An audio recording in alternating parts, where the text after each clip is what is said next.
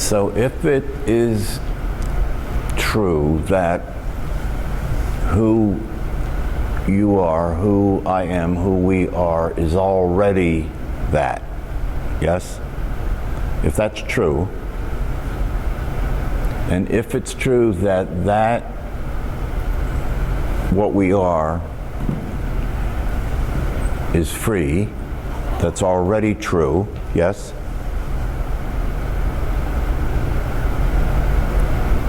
Yes? So we're already that, it's already free, right? And all the qualities that we have noticed about it when we've done guided meditations are qualities that can be seen directly, such as it has no age, it has no form, it has no shape, it is always present, it's always available, it accepts everything as it is, it has no judgments, it doesn't analyze anything, it doesn't suffer, it's not afraid.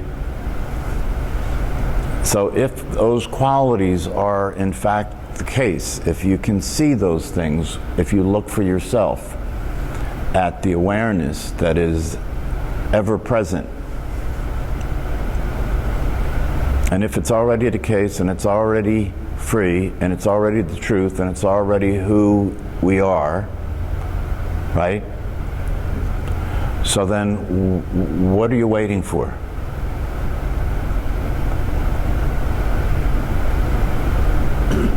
Nothing has to. Enlightenment. Well, but you see, what do you mean by enlightenment?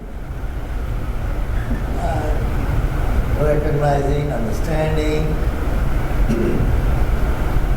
differentiating between reality, perception, and all that. We haven't done that. I think we would never get it. And you will never get there. I'm not going to say right away. Who is saying that? Is he saying it? Yeah, but you see, that's the reason I'm saying what I'm saying, because even if you see the truth, even if you see the reality of it, right? The you who's seeing that is still not allowing it to be true in the sense that you accept the fact that you are awareness. It's still the one who wants to, it's just like in the end of that meditation, when Jack Kornfield said, when he talked about, sitting between heaven and earth, you become the Buddha that you are. You can't become the Buddha. So, maybe when people talk like that, they're talking like that to kind of just kind of go along with the fact that people don't know themselves that way, and so they will talk to people in terms of time, that you will become the Buddha that you are.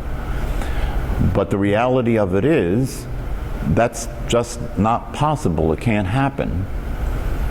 And I don't know, personally, I'm less and less interested in having and speaking that way, because it is kind of a compromise. Why compromise? Why go along with the idea that you're going to become what you already are? Why go along with that? That's not that useful as far as I can see. So really what it boils down to, I hesitate, I hesitate to even get into too much conversation about these matters, because in a sense the conversation just continues to play the same game, The conversation inherently is playing the game that you are not what you are, and we're going to talk about what you are, and you're going to learn about it, and you're going to understand it, and someday, if you really see it clearly and understand it enough, then it'll happen. Then you'll be that, right? So it's a very tricky reality, because if my true intention is to have you, see, I can't even say that, right? Because I can't have you wake up to who you are. I can want that for you, but I can't have that for you. Do you understand? I can't have that for you. Only you can have that for you. And the thing about having it for you, rather than get into all the interesting stuff, right? Because there's an unlimited amount of interesting stuff when it comes to this, right? The brain, the mind, the past, the body, relationships, right? It's an unending story in terms of all the things that can be discussed and talked about, and it's very, very interesting. But in a sense, if what we're up to here, if the real bottom line is for you to simply wake up to the truth of yourself, then maybe the most direct and useful thing to do is just to say, what are you waiting for? See, you have to believe something has to change for that to be the case, yes? You have to believe that. Otherwise you would let go and get that you're awake. You know, when you talk about enlightenment, right? The reality of it is that who you think you are is not enlightened and will never be enlightened because it doesn't exist. Wait a minute, you're making the whole right turn. What? You're making totally a different turn now. I'll turn any direction I have to. I'm just saying, if that's the case, if you're never going to be enlightened, then your whole book, just write that first sentence on your book and done with it. Nobody will discuss it. Well, yeah, but see, here's the thing. Here's the thing, Jay. Here's the thing. See, Jay's saying you're making a right turn. You're going away from everything that you've said before, right, about enlightenment, right? That you're never going to be enlightened, right? But I'm trying to trick you into stumbling into it when I say that, because the reason you're never going to be enlightened is because who you believe you are doesn't exist. Therefore, that you can't possibly be anything. And who you are that wants to be enlightened, right? That sees enlightened as a goal, something that'll happen in the future, that you doesn't exist. So to continue to talk to that you about that you becoming enlightened is a waste of time. That's irresponsible. What if you really have no desire or no thought of being enlightened? You just want to live here and now until you die. That is being enlightened. So see, it doesn't matter what you call it, right? You could call it being here now, you know, being present, being free, being able to enjoy yourself in your life, right? To not be crazy. You can talk about it any one of those ways, right? But it boils down to the same thing. It boils down to the same thing. That's what a lot of people are doing anyway. I would say that's what they would say. I'm present, I'm here, I'm enjoying the life. That's what who would say?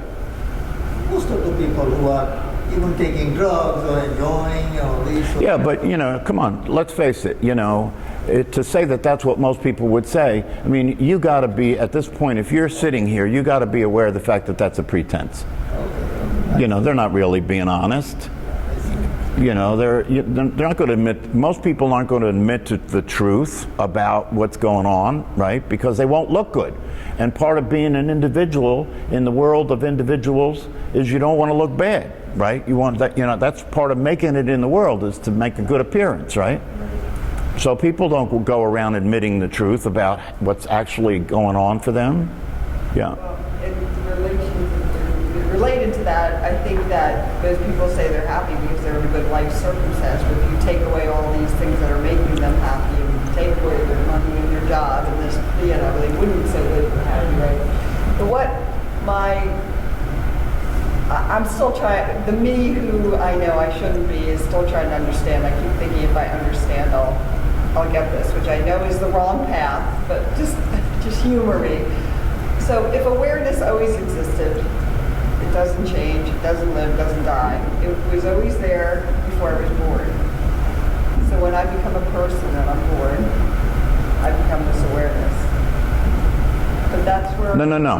When you become a person when you're born, you don't become this awareness. I'm aware of awareness. Well, maybe not. When you become a person when you're born, you become a person. Right. And the person that you are is not awareness. Well, it is awareness, but it's awareness that manifested itself as a person in order to be in the world. That was necessary to happen, right?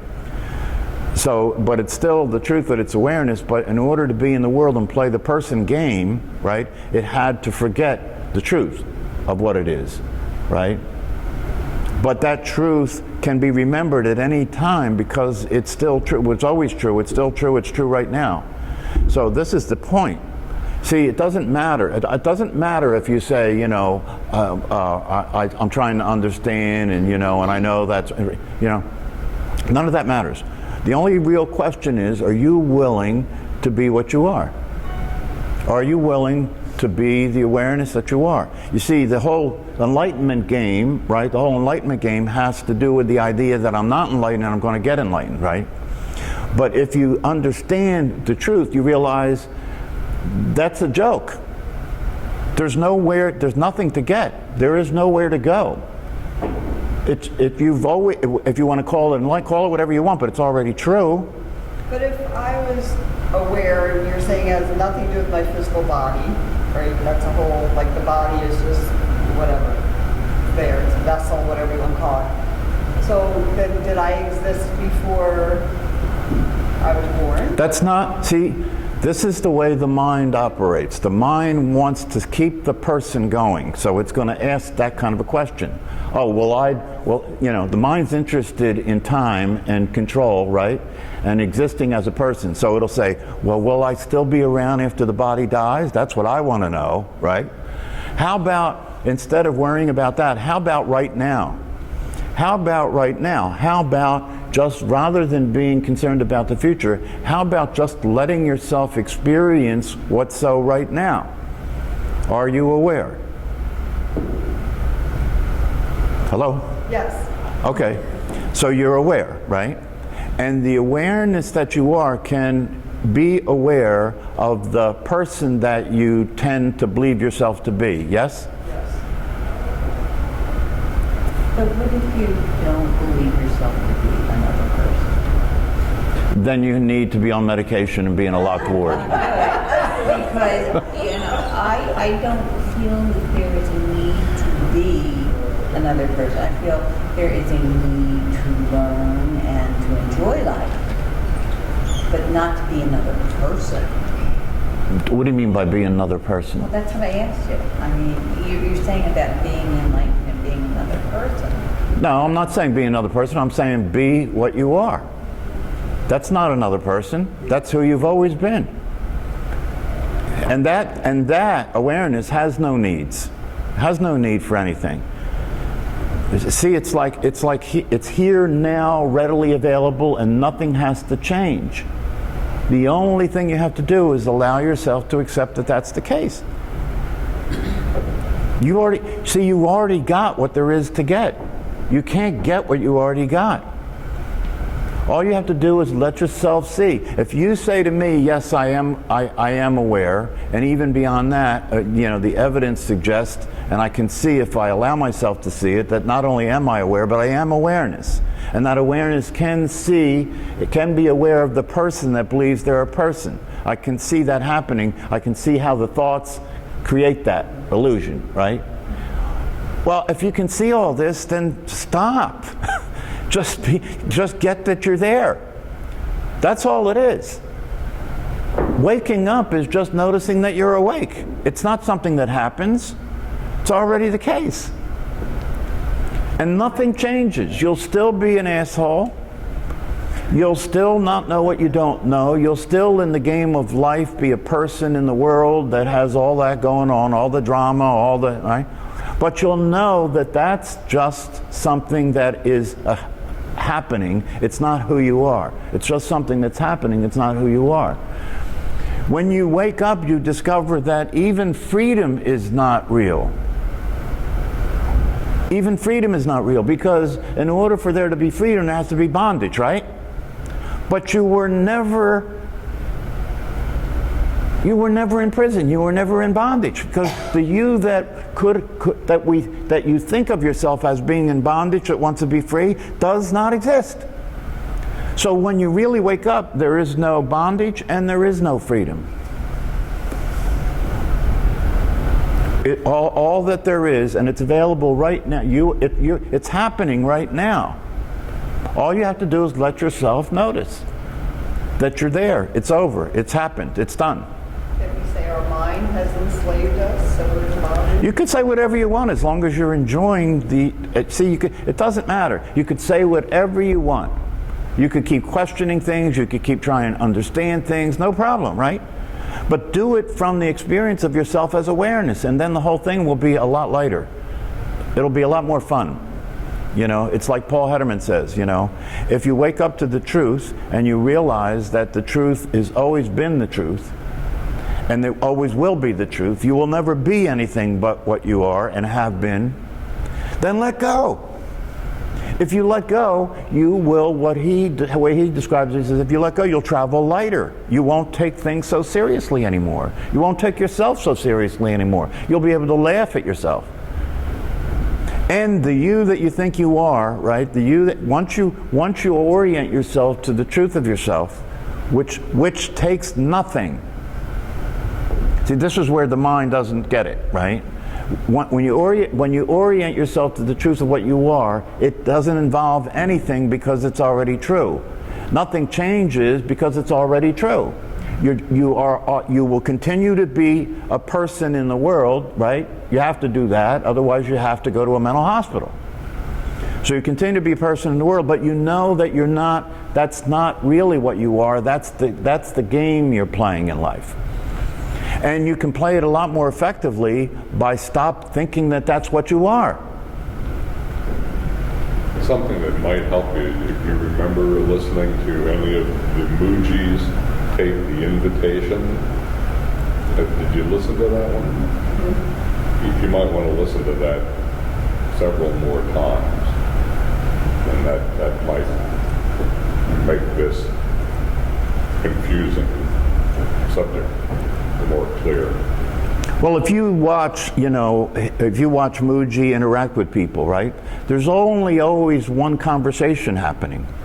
If you watch, you'll see there's only always one conversation. Everybody that talks to him basically says, I had it, but I lost it. I thought I understood it, but now I'm confused again. That's all they're ever saying. I had it, and then I had this state of mind come where I felt fearful and confused and lost. That's all they're ever saying. All they're ever saying is that I saw the truth of who I was, and when I saw that, I felt peace. I felt at ease. I felt at home, right? I felt clarity. I had no questions, right?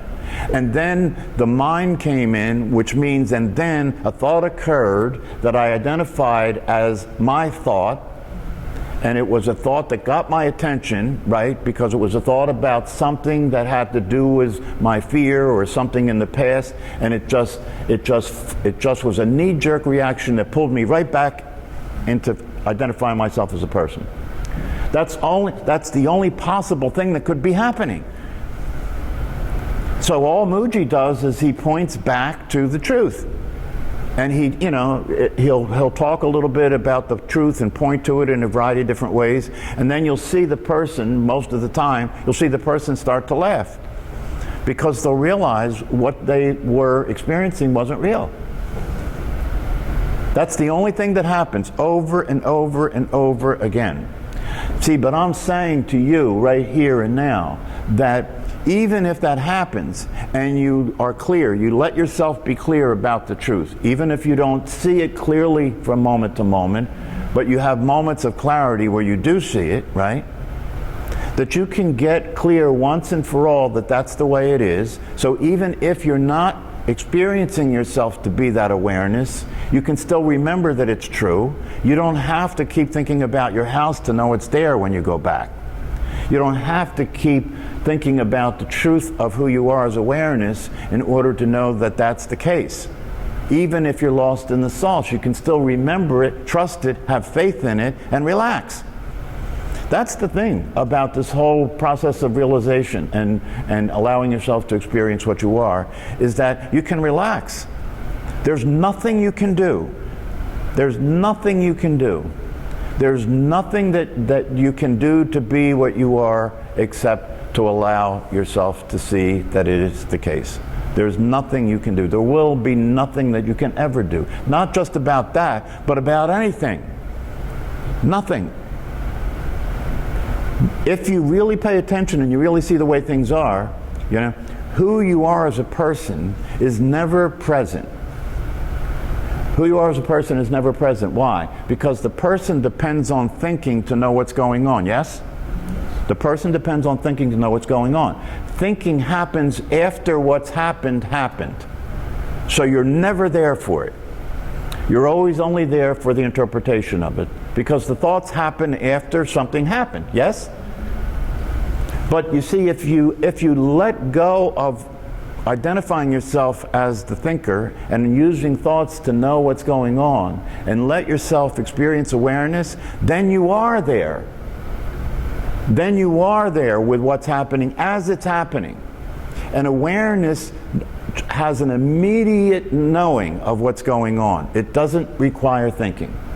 And the knowing that it has of what's going on is clear and accurate, seeing what's going on. Because it doesn't add to that whether it's good, bad, right, or wrong, you like it, or you agree with it, you don't agree with it, it's true, it's not true. That's all the thinking that happens, right? So what you get free from, if you let yourself be what you are, what you get free from is having all of that thinking turn everything into shit. And you simply see things the way they are. You see life the way it is. It's no longer a problem. It's no longer a problem. Life is just the way it is.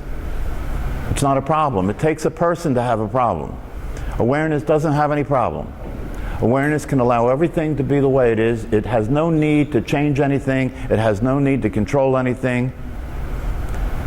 And that's why it's happy, right? It's happy because happiness isn't a function of anything being any particular way. It's just the excitement of being present to the way things are.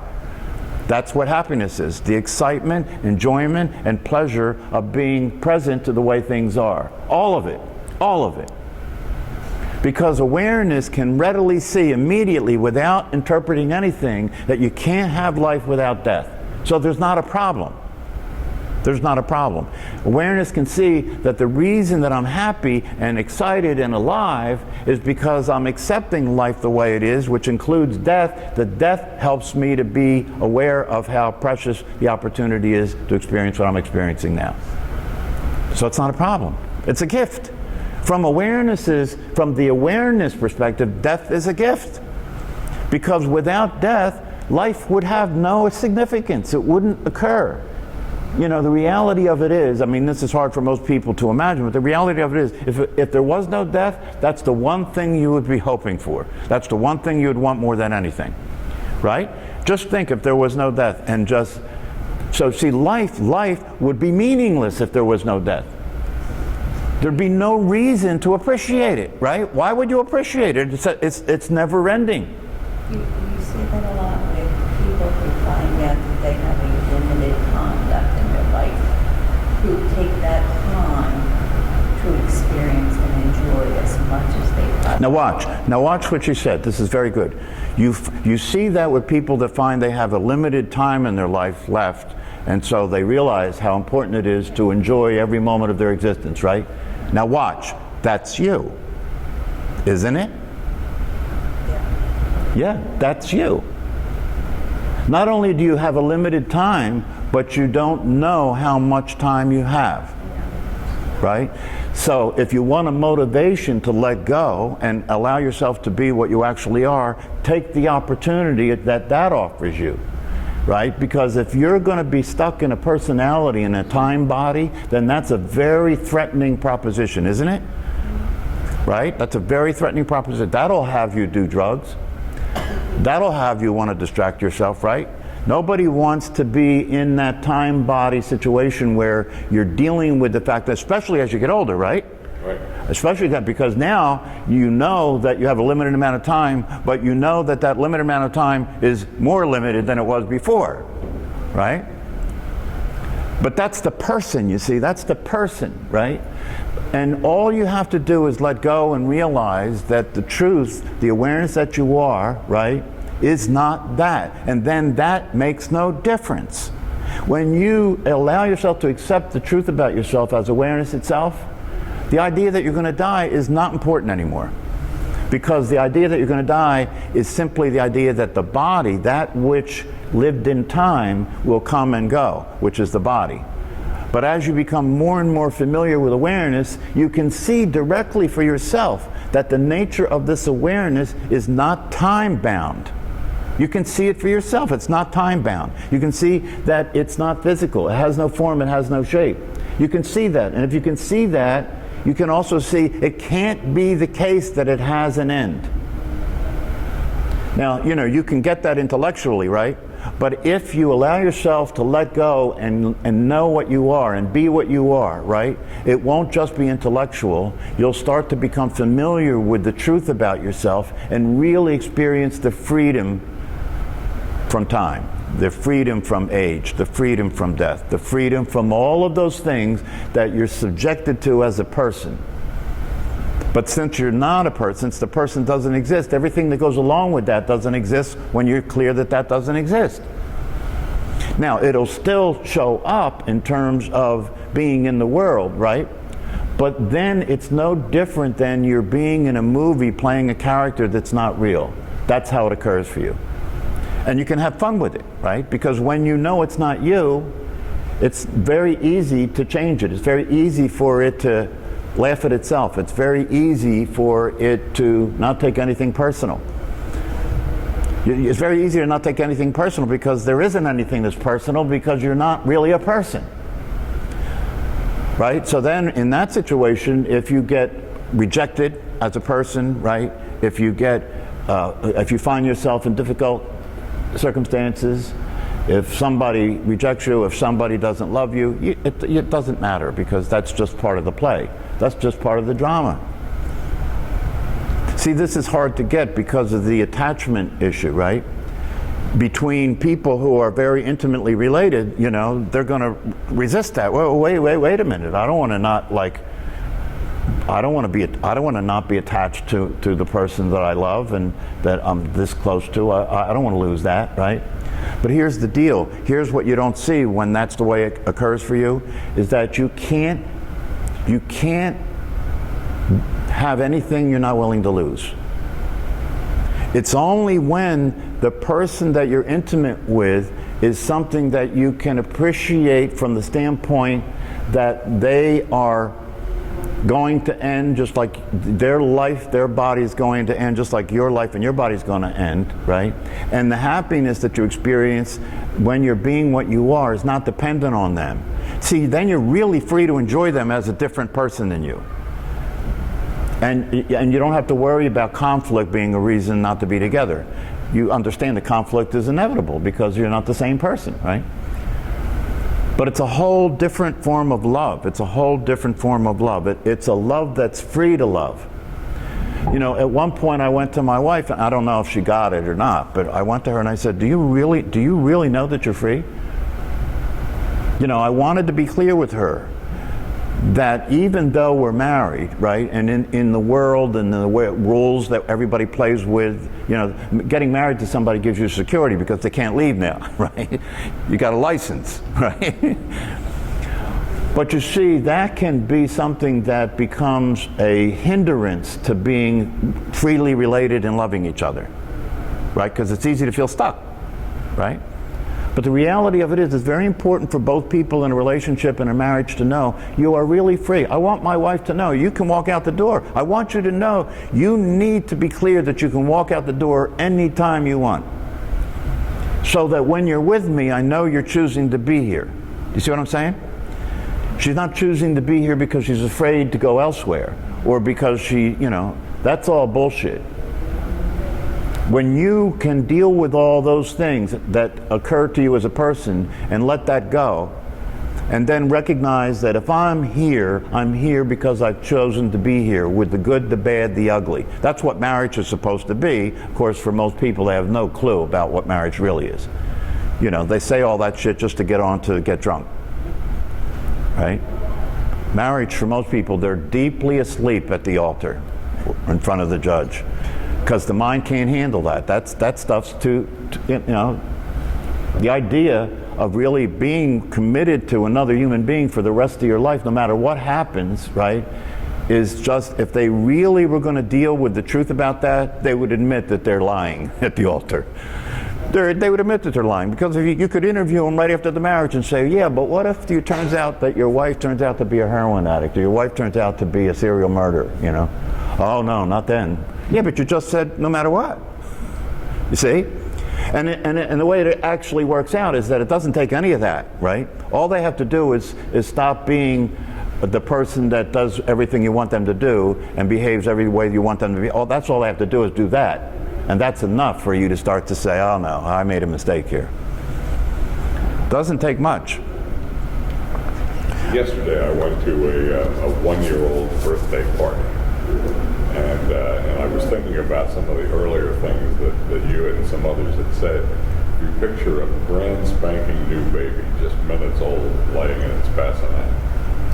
It hasn't accumulated any information at all about its envelope of flesh. It's just pure awareness. Nothing but awareness.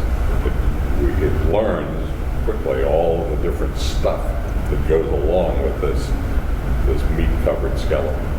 But it's just awareness. And you see, here's the problem. That it can't stay in that state, can it? It can't. It's got to go on and become a person, and then, only then, after becoming a person, can it then return to that being pure awareness. But the difference between being the baby and being the person that returned to the pure awareness is now awareness is aware of itself. A baby's awareness is just aware. It's not aware of itself. Awareness aware of itself is the fulfillment of the possibility of a human life. And you have to come into life and be a person, and then you have to go past being a person to return to the truth of awareness, but now you're aware that you're aware. And that is where things get really enjoyable. Because not only are you aware, and you're aware of the freedom that is there as awareness, and you're aware of the qualities of awareness that doesn't age, isn't affected by anything, not only are you aware of being that, but you're aware that you're aware of that. That's really free. It's the actor that's acting in the movie that forgot they were an actor, right? And really started to suffer because it was a tragedy, right? They forgot they were an actor, but then in the middle of the movie, they remember, oh, I'm just an actor. That relief, right? That relief, that, oh, now I can play the role, but I'm not suffering anymore because I know it's a role and I'm just an actor. That's exactly what being a person is. Or like when you have a bad dream and you wake up and you're like, oh, it's just a dream. That's right, exactly. See, look, that's what's available to you right now. You don't have to wait. It's true. Nothing has to change. You don't have to wait. It's available right now. Right? So what I would like to hear from you is I would like somebody to say to me that they got that they're experiencing that, right? I'd like somebody to say that to me instead of just having more questions or, struggling with this, right? Because the only purpose that the struggling has is for you to realize it's not necessary, right? If what's true is already true, all your questions and all your struggle and all your attempts to understand are just part of the process of your realizing that's not necessary. In fact, all of that stuff is just taking you dancing around the truth. None of it's necessary.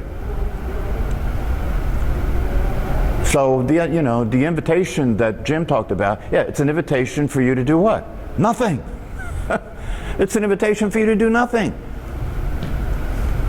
So it's up to you. If you really want to be free, and if you really want to enjoy your life, and you want to relax, and you want to get off the roller coaster, right? Then just do that. Let go. Just let go. Just accept the fact that it's already true. You can let go. You can be happy. You can be happy.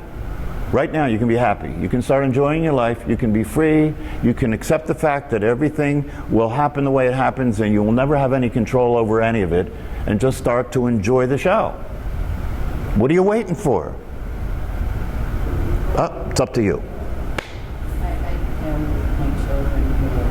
grown adults now still live at home. And often I say, I want them to move out. And then I stop and say, but I miss them, you know, the relationship bonding that has occurred. And they'll come to me with their problems and I say, you know what, it'll be what it'll be, so why worry about it? And it's kind of the way I've been for many years. It's just whatever happens is going to happen and you have no control over it. So let it go. See, that's true before you said it.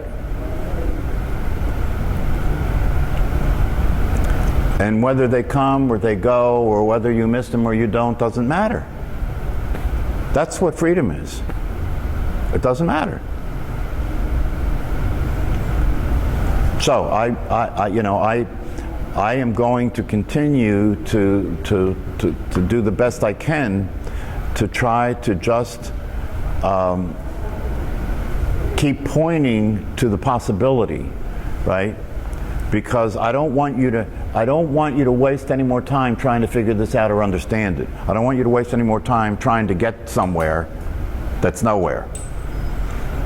So I want to just keep pointing to the idea that it's not necessary.